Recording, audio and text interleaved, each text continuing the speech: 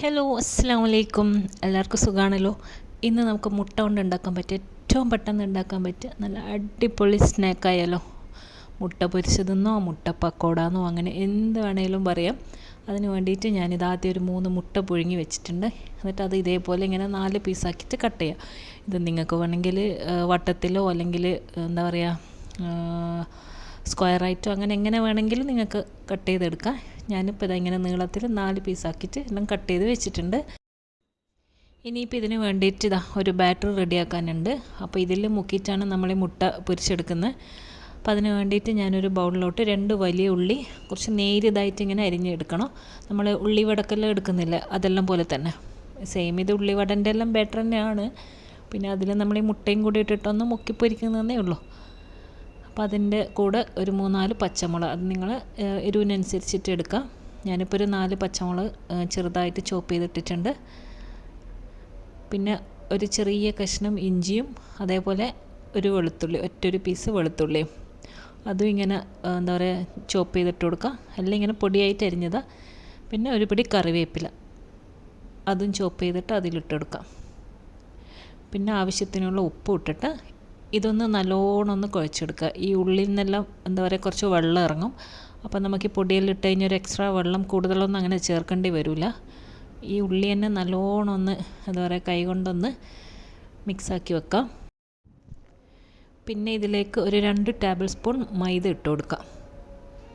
പിന്നെ 3 table spoon കടലപ്പൊടിയാണ് കൂടുതൽ ഇടാൻ. 3 ടേബിൾ സ്പൂൺ കടലപ്പൊടി ഇടുക.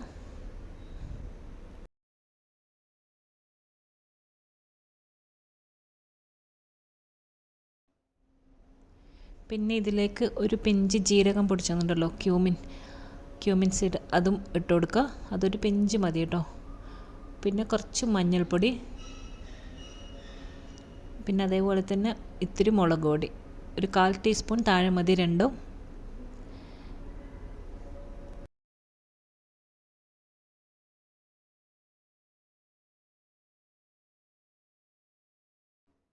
പിന്നെ ഇത്തിരി ഗരം മസാല,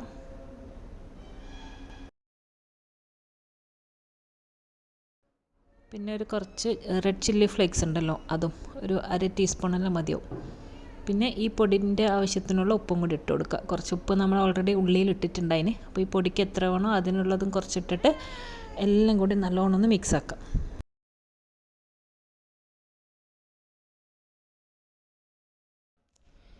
ഇനി ഇതിലേക്ക് ഇങ്ങനെ കുറേശ്ശെ വെള്ളം ഒന്ന് ഒഴിച്ചു കൊടുക്കുക. കൂടുതൽ വെള്ളമായി പോകരുത്.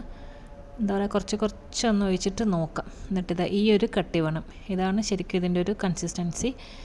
നമ്മൾ ഈ മുട്ട ഇങ്ങനെ എന്താ പറയുക അതിലേക്ക് മുക്കുമ്പോൾ ഇങ്ങനെ എന്താ പറയുക പുറത്തേക്കായി പോകരുത്. കുറച്ച് കട്ടിയിൽ മുട്ടയിലൊന്ന് പൊതിഞ്ഞ് നിൽക്കണമല്ലോ. അപ്പോൾ ഇത്ര കട്ടി എന്തായാലും വേണം. ഈ ബാറ്റർ നമുക്ക് അതവിടെ ഒന്ന് മാറ്റി വെക്കാം. ഇനിയിപ്പോൾ ഓരോ പീസ് മുട്ട എടുത്തിട്ട് ഇതേപോലെ ഇങ്ങനെ ഒന്ന് പൊതിഞ്ഞ്, ഇത് ചിലരിങ്ങനെ കുറച്ചും കൂടി കട്ടിയാക്കിയിട്ട് മുട്ട അതിൻ്റെ ഉള്ളിൽ വെച്ചിട്ട് ജസ്റ്റ് ഉരുട്ടിയിട്ടെല്ലാം എടുക്കും.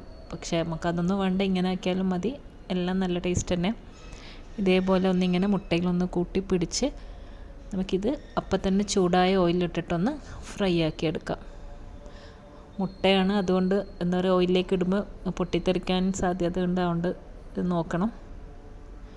ഇപ്പോൾ ചൂടായ ഓയിലിലോട്ട് നമ്മൾ ഓരോന്നായിട്ട് ഇട്ട് കൊടുക്കുക. ശരിക്കും ഇത് ഭയങ്കര ടേസ്റ്റാണ്. അത്രയും സിമ്പിളാണ് ഉണ്ടാക്കാനും.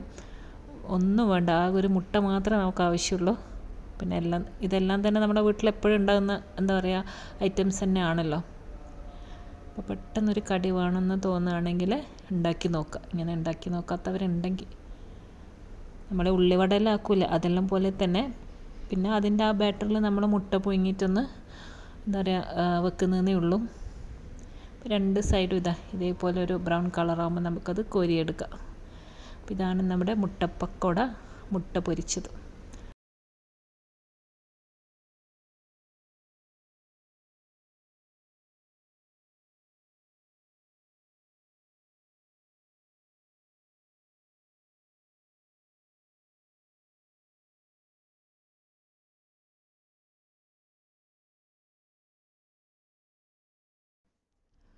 അപ്പോൾ ഞാനിതാ എല്ലാം ഇങ്ങനെ ഫ്രൈ ആക്കി കൊണ്ടുവന്നിട്ടുണ്ട്.